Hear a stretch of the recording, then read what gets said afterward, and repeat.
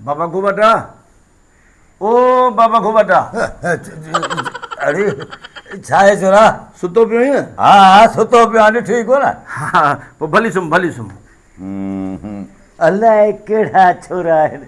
सुम्ही पओ मथो ख़राबु थी वियो आहे छोरनि।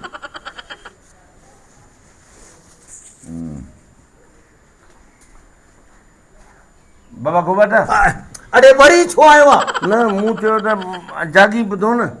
जाॻाइण सुम्हियो पियो आहे हिते ॾिसे थो त सुतो पियो आहे बाबू। अरे फाट खणी छा थियो थी छोरा? ओ भाई इहो समन सरकार जो मेलो लॻो आहे।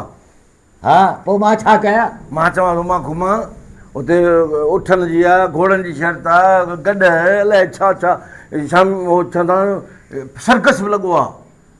पोइ मां उहो ॾिसां न 500 ॾे। हा अरे 500 छा थियो? अरे छोरा वरी डॉक्टर खे वठी आ। न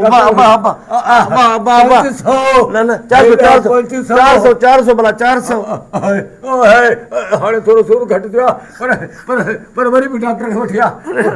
300 ॾे भला 300। अरे अरे बाबा थोरो सूर घटि थियो आहे। अलाह कंदो घटि थी वेंदो। बाबा इहो कुझु रियायत करे भागा। कहिड़ो कपिड़े जो दुकानु खोलियो अथमि त हर ॻाल्हि में तोखे रियायत कयां। बाबा 300 न भला 200 ॾे। थोरो सूर घटि थियो आहे। हाणे घटिबो थो वञे सूर। थोरो खणी बाबा छॾ हाणे घटि करे एतिरो मां कहिड़ो मां तोसां वापार थो कयां। तूं मुंहिंजो पीउ आहीं मां तुंहिंजो पुटु आहियां। ख़र्ची थो घुराए उन में बि अञा घटि कर तूं भले 100 ॾे 100 बसि। सभु पर सूर सफ़ा ईअं धिमे ईअं करे थो पर हाणे यार छॾ 100 खे इहो 50 ॾिजांइ थो बसि हल 50। बाबा वॾो को कंजूस आहीं। मां त चवां पियो त मां कंहिं सखीअ जो पुटु हुजां कंजूस जो पुटु थिजां ई न। अरे बाबा हे वठि 50 रुपयो हाणे छॾ जान वञी मेलो खपे ए साईं वटि मुंहिंजे पारां दुआ घुरजा 50 जेतिरी ईअं न त वरी वधीक बि घुरे त वरी मां अॻो पोइ मरी वञा। कोन थो मरी तूं 50 में 30 रुपया किरायो वठंदो रक्शे वारो हितां ऐं 20 रुपये में पकोड़ा मिलंदा वधि में वधि। परियूं वरी मां ॼण ड्रोड़ंदो अचां पंधु अचां न।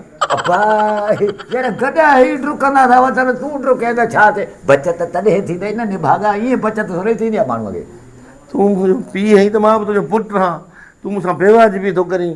मां घुरायां थो पैसा तो चई थो न न न न न न न न न मूंखे ख़बर आहे तूं जिथे पैसा ख़र्च थो करीं पोइ तोखे ख़बर पवंदी घणे 200 मां फ़िलहालु वञा थो मेले ते। अरे मां कंजूस न आहियां इहो सॼो कमु माणे सेखारियो मूंखे तॾहिं त दिलि हीअं पॉपिंग थी करे न सूर था पवनि न मूंखे। सूर था पवनि पैसनि ते। बाक़ी तोखे मुंहिंजो वाइदो आहे जे हाणे तोखां 1000 रुपया न कढा न त मां तुंहिंजो पुटु ई न आहियां। अॼु करे मां बि इहे फतकी न पर हाणे फार्मी कुकड़ वांगुरु त मां बि तुंहिंजो पीउ न आहियां। हा